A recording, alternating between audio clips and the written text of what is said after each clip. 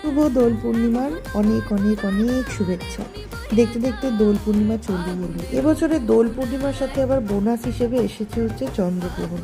গ্রহণ তো মোটামুটি সবার জীবনেই আছে, কেউ বলতে পারবে না যে আমার জীবনে গ্রহণ নেই। তার উপরে আবার চন্দ্রগ্রহণ বোনাস হিসেবে এসছে, তো ক্ষয়ক্ষতি নিয়েই এসছে যতটুকু শুনলাম আর কি। সবই শোনা কথা, জানি না বাস্তবে কতটা কি হবে।